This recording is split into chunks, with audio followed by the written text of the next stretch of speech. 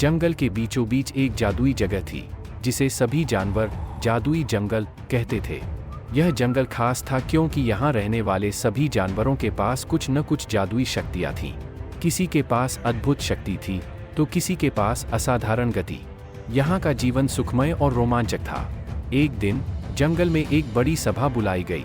जंगल का राजा शेर एक ऊंचे पत्थर पर खड़ा होकर बोला, मित्रों, हमारे जादुई जंगल में एक गंभीर समस्या आ गई है।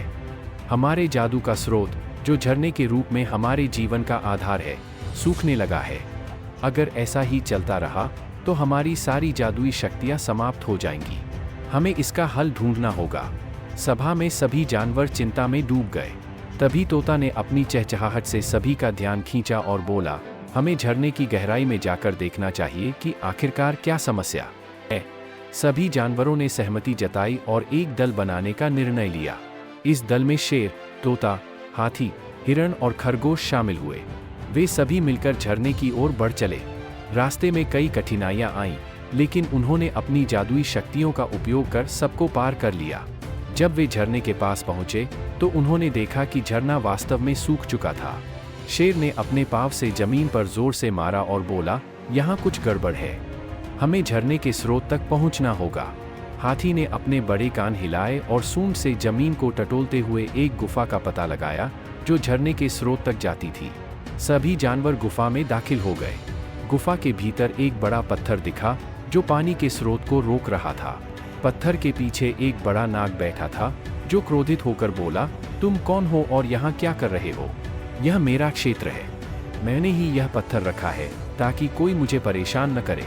शेर ने हिम्मत जुटाकर कहा, हम तुम्हें परेशान करने नहीं आए हैं, लेकिन इस पत्थर के कारण हमारा जादुई झरना सूख रहा है।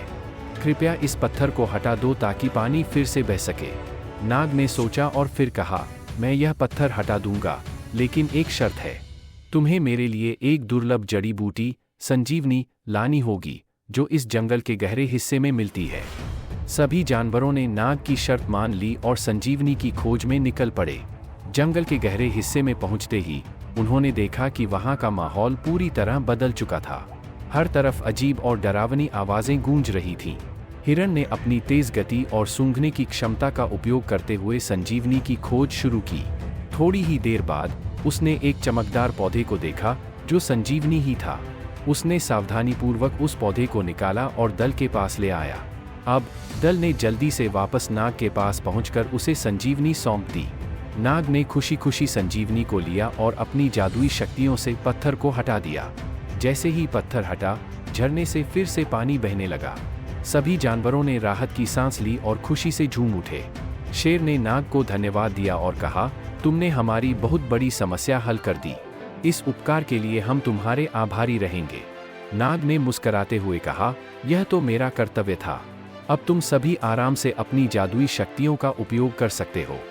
सभी जानवर वापस अपने जंगल की ओर लौट आए। झरने से फिर से पानी बहने लगा और जादुई शक्तियां पुनः लौट आईं। जंगल में फिर से खुशहाली छा गई। इस तरह शेर और उसके दोस्तों ने मिलकर अपनी समझदारी और साहस से जादुई जंगल को संकट से उबारा। अब सभी जानवर जान चुके थे कि मिलजुल कर किसी भी समस्या का समाधान किया जा सकता है। और इस प्रकार जादुई जंगल में सभी जानवर खुशी खुशी रहने लगे।